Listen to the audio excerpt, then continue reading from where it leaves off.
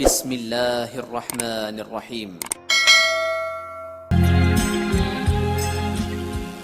Bismillahirrahmanirrahim. Assalamualaikum warahmatullahi wabarakatuh. Alhamdulillah.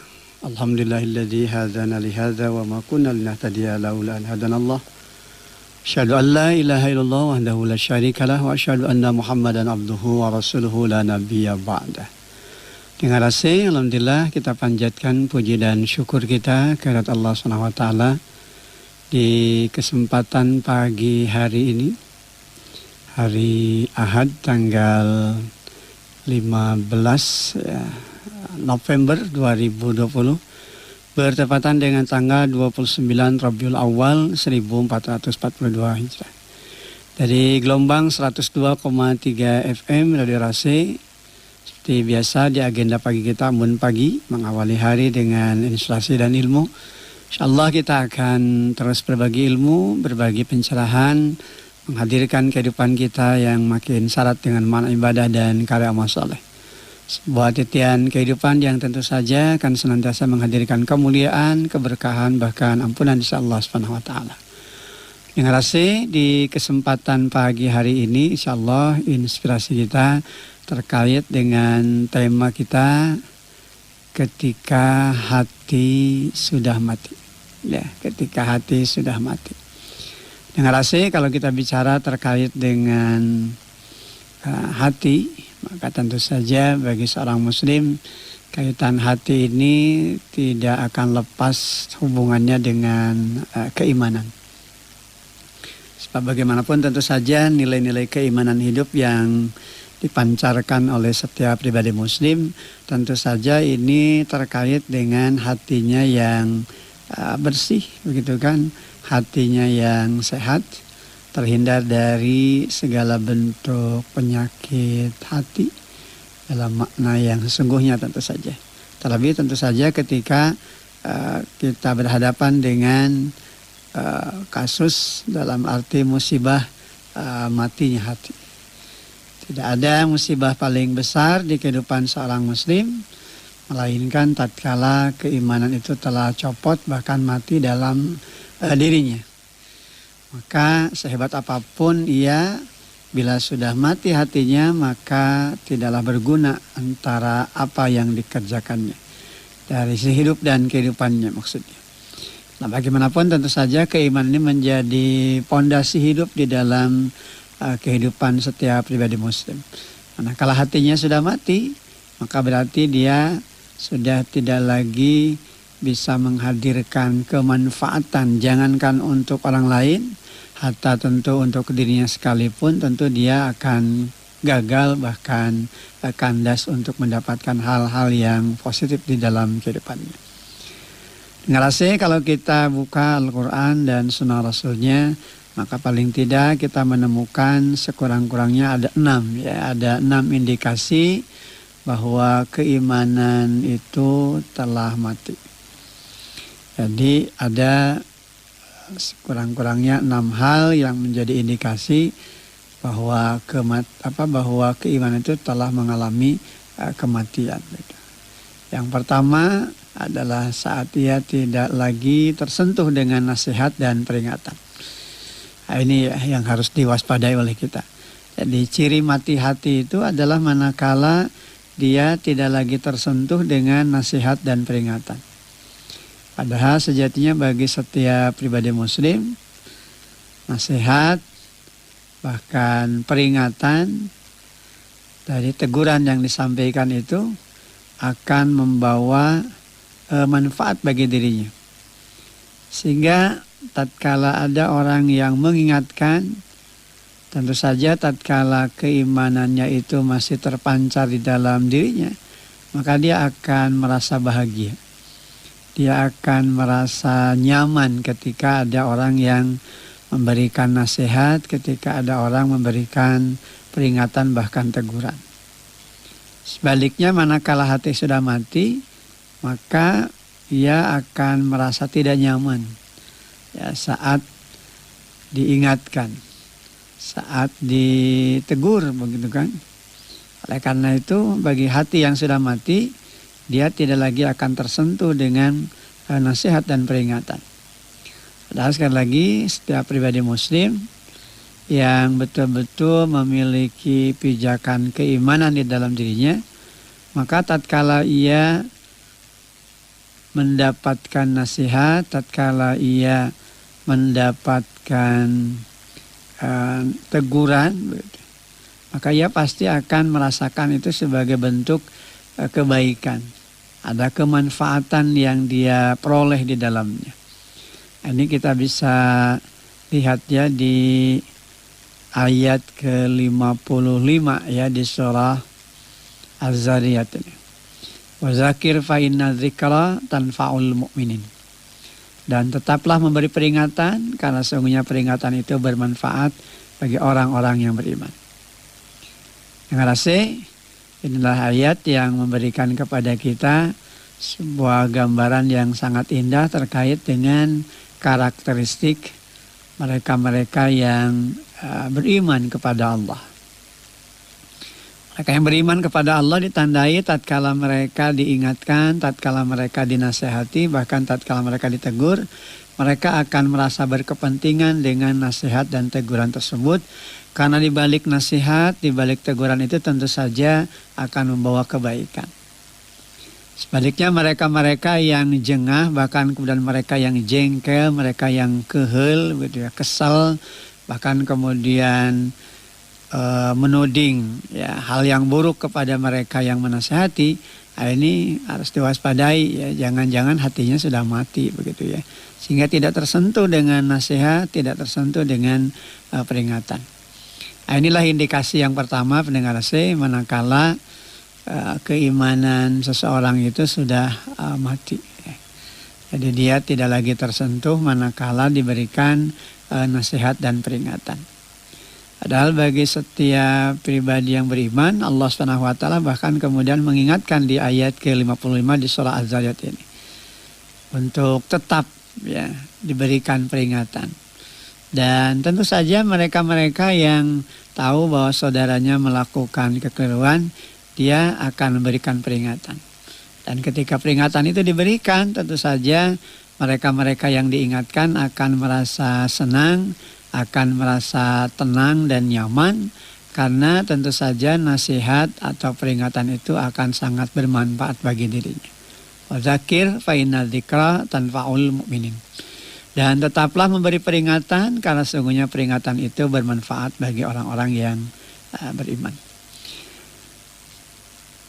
Pendengar AC, adapun indikasi yang kedua yang menggambarkan bahwa hati itu sudah mati adalah saat ketika tidak lagi ada rasa malu tatkala berbuat dosa. Ya. Jadi saat tidak lagi ada rasa malu tatkala berbuat dosa. Nah, ini indikasi bahwa hati itu sudah mati begitu ya. Kenapa? Sebab bagi setiap pribadi muslim, rasa malu itu berkaitan juga dengan keimanan. Ya kan? Artinya berbanding lurus dengan keimanan. Mereka yang punya rasa malu artinya dia masih memiliki keimanan. Sementara mereka yang tidak memiliki rasa malu berarti copot keimanan di dalam dirinya. Karena itu hadis Nabi menyatakan dalam hadis yang singkat begitu ya, al-haya'u minal iman. Malu itu sebagian dari iman. Maknanya luar biasa begitu ya. Jadi ternyata malu itu ya berbanding lurus dengan keimanan. Orang kalau sudah hilang rasa malu ya berarti keimanan copot. Oleh karena itu dalam beberapa aspek juga di dalam keterangan hadis Rasulullah SAW diingatkan kembali bagaimana keimanan itu memang menjadi kekuatan untuk menangkal terjadinya perbuatan-perbuatan keji dan munkar. Nah, ini kita bisa baca ya di dalam hadis riwayat Bukhari ya, yang bersumber dari Abu Hurairah.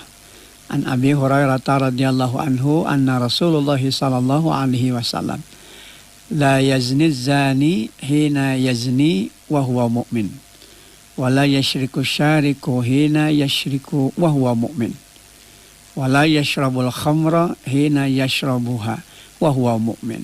Rawahul Bukhari wa Muslim. Sahabat Abi Hurairah radhiyallahu anhu berkata bahwa Rasulullah SAW telah bersabda, tidak akan berzina seorang pezina bila ketika berzina dia beriman. Tidak akan mencuri seorang pencuri bila ketika mencuri dia beriman. Dan tidak akan minum khamar, minum minuman keras, begitu seorang pemabuk, bila ketika minum dia beriman. Hadis riwayat Bukhari dan Muslim. Nah, ini pendengar saya, hadis ini sangat penting untuk senantiasa kita perhatikan, sebab ternyata lewat hadis ini kita mendapatkan begitu banyak pencerahan ya, bahwa tidaklah mungkin begitu ya seseorang itu melakukan perzinahan bila ketika dia akan berzina itu di dalam keadaan dia beriman, karena orang yang beriman pasti akan menghindarkan perbuatan keji dan munkar. Jadi kalau kemudian terjadi perzinahan berarti dia sudah tidak lagi memiliki iman, imannya sudah mati begitu, imannya sudah hilang di dalam kehidupannya. Jadi ini yang harus diwaspadai begitu ya. Jadi tidaklah mungkin bersatu antara kekejian dan kemungkaran dengan kebenaran atau al-haq gitu kan. Jadi kalau seorang ini masih gemar melakukan perbuatan keji dan mungkar, berarti keimanannya sudah kandas begitu ya, sudah hilang, bahkan mati di dalam kehidupan. Sehingga demikian luar biasa Rasulullah mengingatkan kembali bahwa tidak akan berzina begitu kan seorang pezina bila ketika berzina dia beriman. Tidak akan mencuri seorang pencuri bila ketika ia mencuri ia dalam keadaan beriman gitu kan. Dan tidak akan minum minuman keras, minum khamar seorang pemabuk bila ketika minum dia beriman gitu kan. Jadi moal zina begitu kalau dia ada iman, moal maling lamun iman, moal minum khamar lamun iman. Jadi betapa pentingnya begitu keimanan. Sehingga kalau rasa malu itu sudah hilang, maka Nabi mengisyaratkan berarti imannya pun ikut hilang gitu kan. Al-haya'u minal iman. Rasa malu itu sebagian daripada iman. Oleh karena itu pondasi setiap pribadi muslim tatkala ia berbuat sesuatu di dalam kehidupannya, tolak ukurnya kembali kepada rasa malu gitu kan. Jadi kalau dengan rasa malu saja sudah tidak ada, komo merasa berdosa mah gitu ya, sebab ukurannya ya sederhana saja begitu kan. Kalau dia sudah tidak lagi memiliki rasa malu, ya pasti dia akan berbuat sekehendak hatinya. Oleh karena itu pantas kalau Rasulullah menyatakan jika kamu tidak memiliki rasa malu, berbuatlah sekehendakmu. Artinya ya pasti perbuatannya itu akan terus melanggar aturan-aturan Allah dan Rasulnya. Nah ini indikasi yang kedua bahwa saat tidak lagi ada rasa malu tatkala berbuat dosa, ya padahal rasa malu adalah fondasi keimanan. Berarti ketika itu terjadi, nah ini indikasi matinya hati, ya kan. Wa na'udzubillah min dzalik. Kita berlindung diri kepada Allah jangan sampai terjadi hal seperti itu. Dengar saya kemudian yang ketiga, indikasi dari hati yang mati itu adalah saat ia tidak lagi merasa berdosa, apalagi kemudian ada keinginan bertobat dari dosanya. Ya, jadi nges melakukan dosa, hayang taubat gitu kan. Dan dia tidak merasa berdosa lagi gitu kan ketika melakukan perbuatan keji dan munkarnya itu. Ya. Padahal kalau kita bercermin kepada Al-Qur'an di dalam surah Al-Imran itu kan, surah yang ketiga di ayat ke-135 itu kan ditegaskan oleh Allah Subhanahu wa taala bahwasanya mereka-mereka yang melakukan perbuatan keji atau mereka menganiaya diri mereka sendiri, kemudian mereka ingat kepada Allah, kemudian mereka memohon ampun kepada Allah, bertobat kepada Allah, dan kemudian mereka yakin bahwa tidak akan ada zat yang akan bisa mengampuni dosa melainkannya Allah, kemudian ia tidak mengulang kembali kesalahannya, maka ini adalah cermin dari manusia takwa begitu kan. Jadi kalau kemudian orang berbuat dosa dengan rasa dosa, ya kan, apalagi kemudian berjuang berusaha untuk memperbaiki kesalahannya dan kemudian dia cepat-cepat melakukan kebaikan-kebaikan sebagai tebusan atas dosa dan kesalahannya, nah ini berarti dia sudah copot keimanannya begitu ya, bahkan sudah mati keimanannya. Karena mereka-mereka yang masuk kategori orang yang bertakwa itu pasti dia akan berusaha untuk selalu bertobat kepada Allah di atas segala dosa dan kesalahannya. Artinya bahwa orang bertakwa itu bukan berarti mereka yang tidak pernah melakukan dosa dan kesalahan, tapi mereka yang bertakwa adalah mereka yang tatkala berlaku dosa atau pernah melakukan kesalahan, dia segera ingat kepada Allah dan kemudian mohon ampun kepada Allah di atas segala dosa dan kesalahannya, dan yakin bahwasanya tidak ada yang akan mengampuni dosa melainkan Allah, dan dia tidak mengulang kembali kesalahannya itu. Ini di ayat ke-135 ya di surah Ali Imran. Walladzina idza fa'alu fahishatan aw zalamu anfusahum zakarullah fastaghfaru lidunubihim wa may yaghfiru dzunuba illallah wa lam yusirru 'ala ma fa'alu wa hum ya'lamun. Dan orang-orang yang apabila mengerjakan perbuatan keji atau menzalimi diri sendiri, segera ingat kepada Allah, lalu mohon ampun kepada Allah atas dosa-dosanya. Dan siapa yang akan mengampuni dosa selain Allah?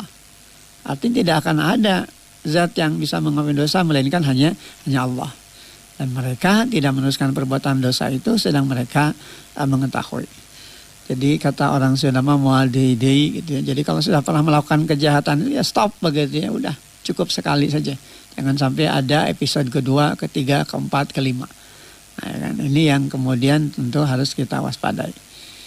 Apalagi jangan sampai kemudian ya sudah melakukan dosa, kemudian tidak bertobat, bohong begitu ya. Dalam arti menguatkan kebohongan itu untuk apa? Untuk berhindar dari kesalahan-kesalahannya agar dia tidak terlihat melakukan dosa, seakan-akan lurus-lurus saja begitu jalan hidupnya.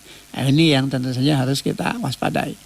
Oleh karena itu pendengar AC, indikasi yang keempat ya dari mereka-mereka yang dikategorikan hatinya mati itu adalah saat ia jadikan kebohongan sebagai celah untuk dapat berhindar diri dari perilaku dosanya. Bahkan bila perlu dia akan bersumpah begitu, untuk apa? Untuk menguatkan kebohongannya itu. Jadi kalau sudah seperti itu ya tidak akan nanggung begitu ya, kagok kapalang dan istilah nanti itu kan. Kalau dia sudah menyatakan bahwa dia melakukan dosa, maka akhirnya dia pun menguatkan hal itu dengan kebohongan. Padahal kalau sudah melakukan kebohongan yang satu, akan lahir kebohongan kedua, ketiga, dan seterusnya. Untuk apa? Untuk menutupi kebohongan yang pernah dilakukannya.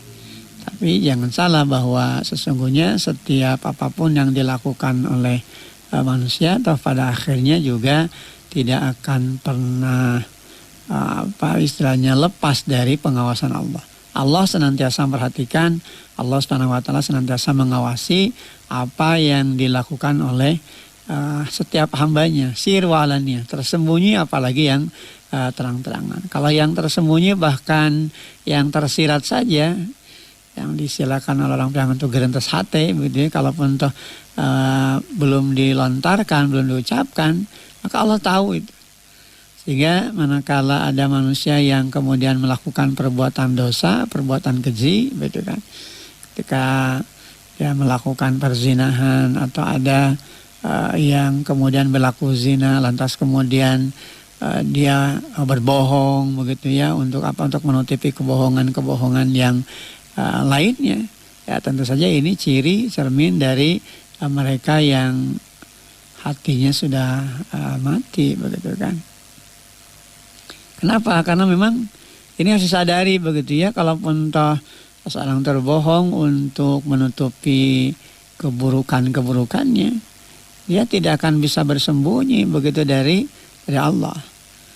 Dalam kehidupan manusia bisa saja dia bersembunyi dari manusia atas kebohongannya itu. Tapi tentu saja tidaklah demikian dengan apa yang nanti akan terjadi manakala sudah berhadapan dengan Allah. Tidak ada yang tersembunyi dari Allah, gitu kan, atas apapun yang dilakukan atau dikerjakan oleh manusia, ya kan. Innallaha khabirum bima ta'malun. Sesungguhnya Allah maha teliti atas apa yang kamu kerjakan, gitu kan. Sekecil apapun kejahatan itu pasti pada akhirnya akan terbuka juga, terbongkar juga.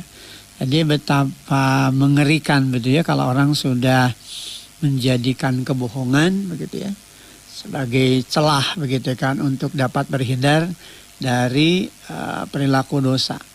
Bahkan tadi dia bersumpah begitu ya untuk menguatkan kebohongannya. Jadi ada orang berbohong tapi dia tidak berani bersumpah, itu masih rada leheng, rada mending. Kenapa? Karena dia akan berupaya untuk segera memperbaiki diri begitu ya. Tapi ini yang kalau kemudian dia sudah berbohong, menguatkan kebohongannya itu dengan sumpah gitu ya.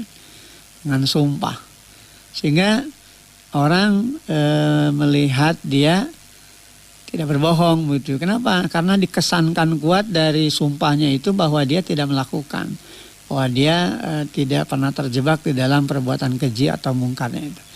Nah, ini kalau ada tipe manusia seperti ini harus diwaspadai begitu. Kenapa? Karena ini cermin, ciri, karakteristik dari indikasi hatinya yang sudah mati begitu ya. Jadi enteng we gitu dengan perbuatan dosa ya.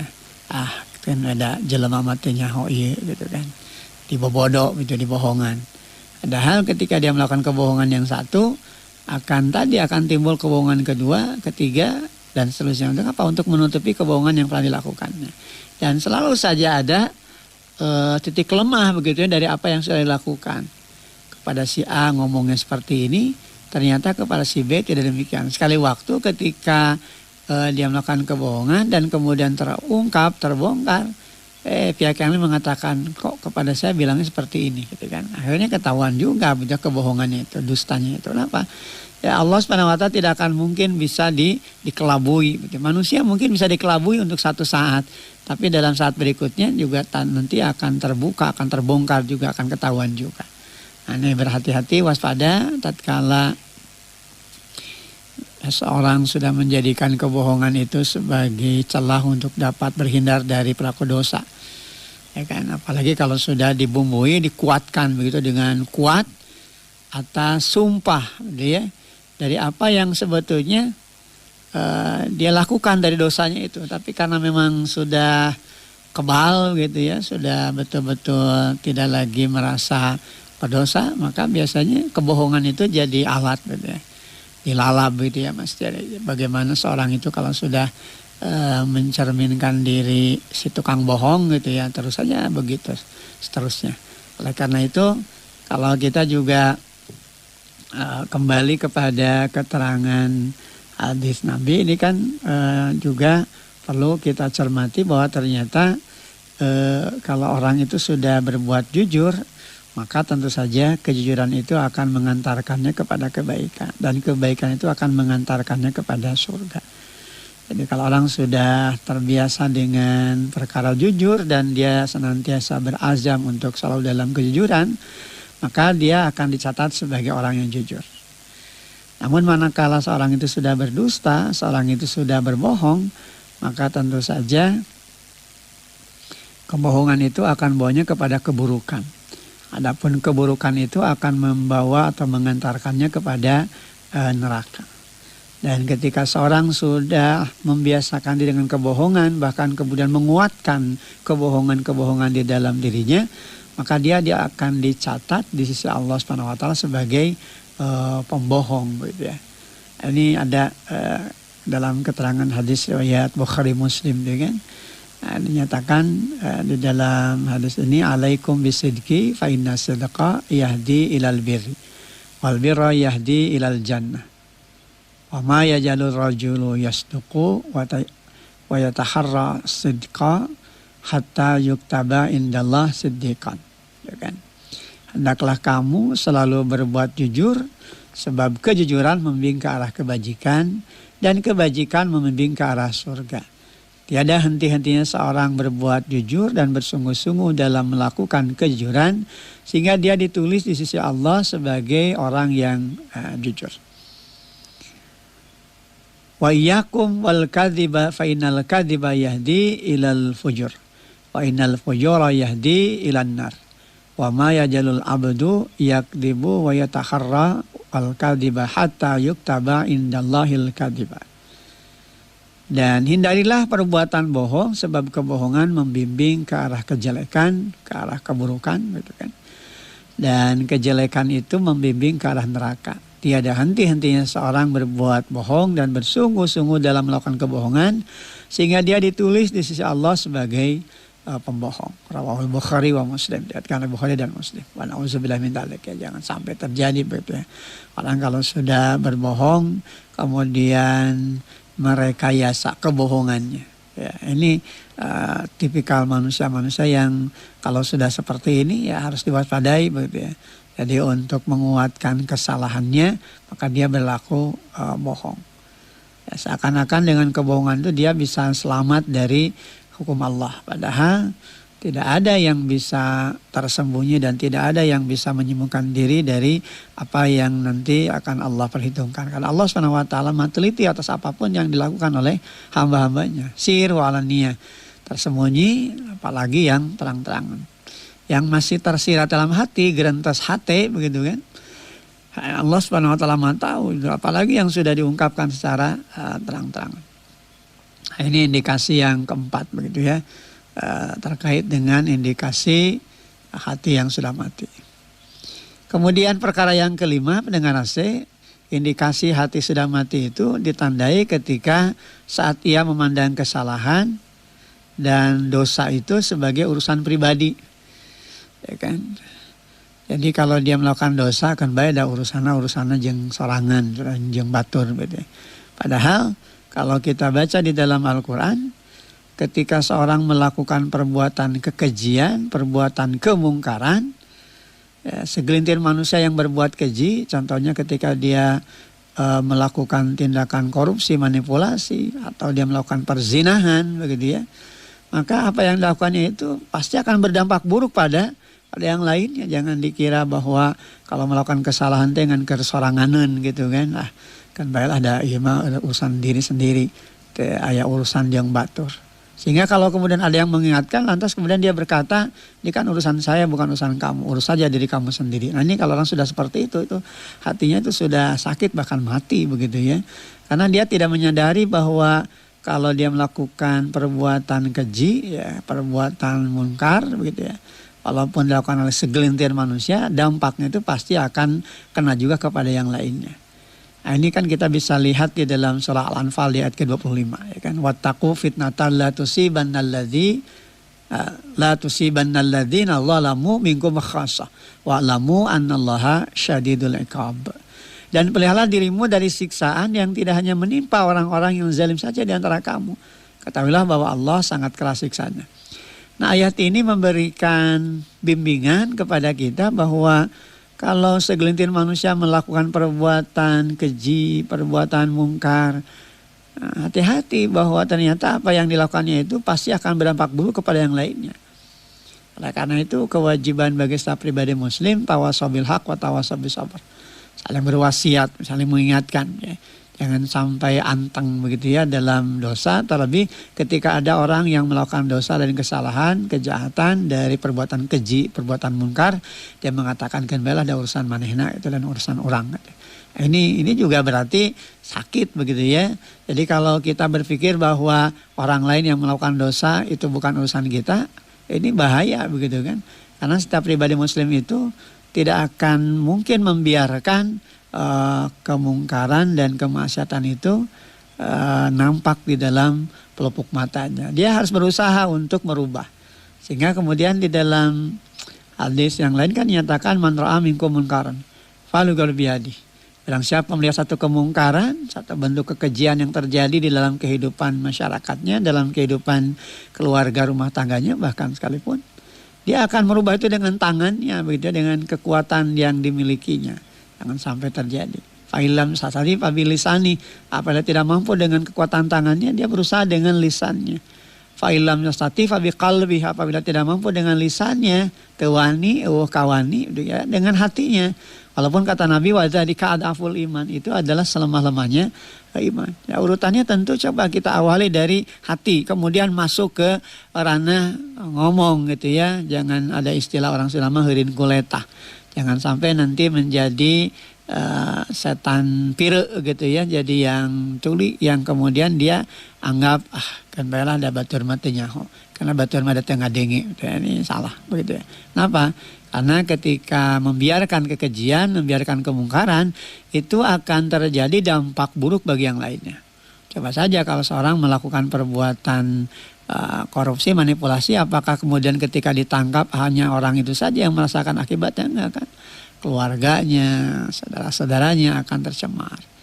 Sama halnya juga ketika seorang berlaku zina, keturunan jadi rusak, saudara-saudara juga ikut tercemar, apalagi kalau kemudian diketahui orang banyak, sehingga akhirnya rusak begitu ya nasab keturunan. Nah, ini Islam ini sangat luar biasa menjaga nasab, menjaga urusan hubungan kekeluargaan, demikian juga dalam kaitan-kaitan lebih luas lagi. Jangan sampai kemudian gara-gara seseorang melakukan tindakan keji dan mungkar, netemais temelum gitu kan, yang tidak tahu apapun akan terkena dampak akibatnya.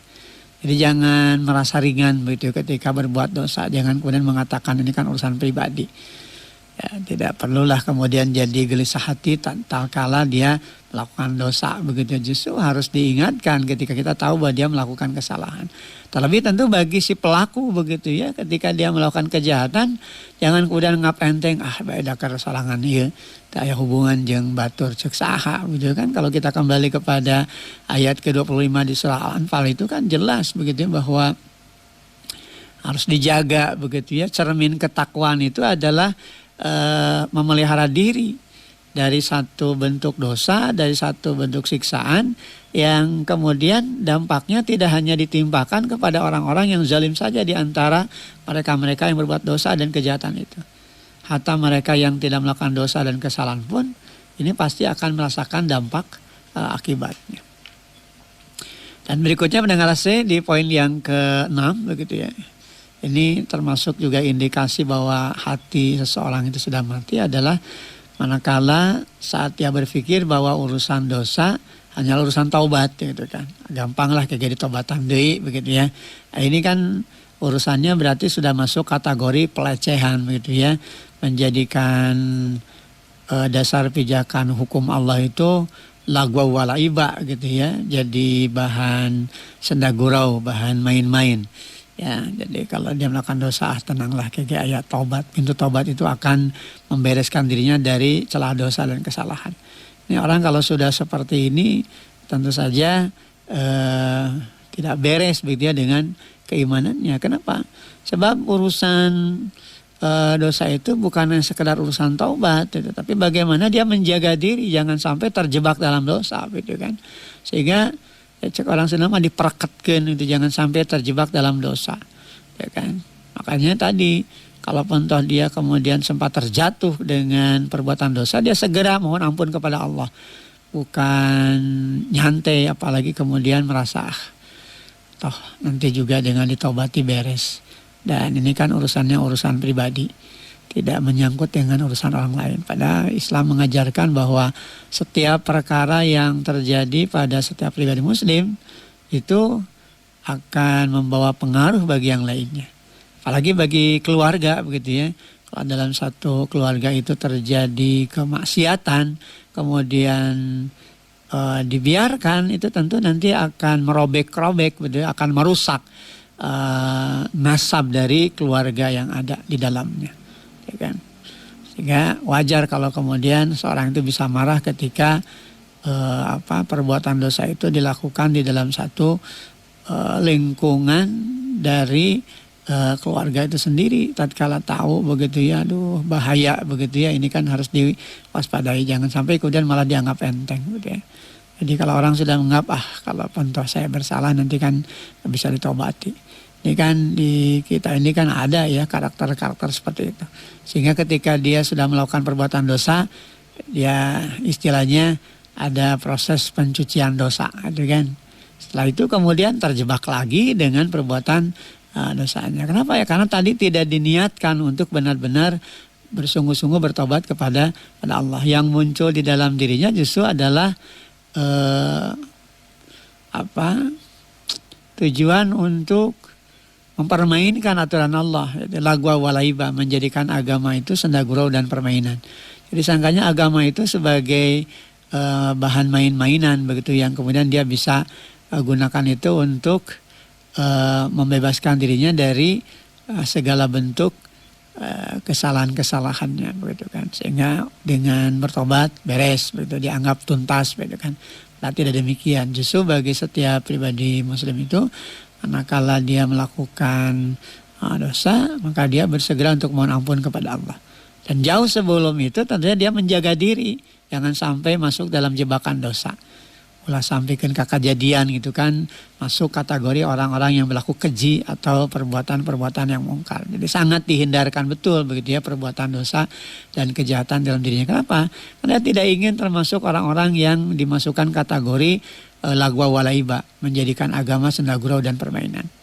Kalau orang sudah menjadikan agama sumber gurauan dan permainan, yaitu akan terjadi dampak buruk dalam kehidupannya, di mana dia nanti akan mengap enteng dengan dosa, kejahatan dari apa yang dilakukan di dalam kehidupannya.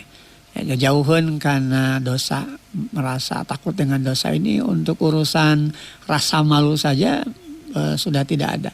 Jadi kalau dari urutan yang paling mendasar itu, ketika rasa malu sudah tidak ada, ya artinya sudah hilang imannya begitu ya. Jadi dia pasti akan berbuat sekehendak hatinya. Oleh karena itu juga rasa malu tadi dikatakan sebagai bentengnya. Kalau orang sudah tidak memiliki benteng rasa malu dalam dirinya, pasti dia akan berbuat sekehendak hatinya. Nah, pendengar AC, mudah-mudahan apa yang dipapar di kesempatan pagi ini terkait dengan indikasi matinya hati, kita betul-betul bisa mewaspadai ini semua, agar jangan sampai kita dikelompokkan begitu ya dalam karakteristik manusia yang mati hatinya di saat ketika dia tidak lagi tersentuh dengan nasihat, tidak lagi tersentuh dengan peringatan. Di saat kebohongan dijadikan sebagai celah untuk dapat berhindar dari pelaku dosa, bahkan kemudian bersumpah untuk menguatkan kebohongannya. Di saat dia tidak lagi merasa berdosa, apalagi ada keinginan untuk bertobat, begitu kan? Ini berarti sudah mati hati. Bahkan di saat ketika dia memandang kesalahan dan dosa itu sebagai urusan pribadi. Nah, ini bahaya begitu ya. Nah, mudah-mudahan kita terhindar dari itu semua. Kita sudah berada di penghujung acara kita pagi. Mudah-mudahan pertemuan kita hari ini senantiasa menghadirkan ridha, rahmat, berkah, ampunan dari Allah Subhanahu wa taala. Subhanakallahumma wa bihamdika asyhadu an la ilaha illa anta astaghfiruka wa atubu ilaik. Walhamdulillahirabbil alamin. Assalamualaikum warahmatullahi wabarakatuh. Alhamdulillah.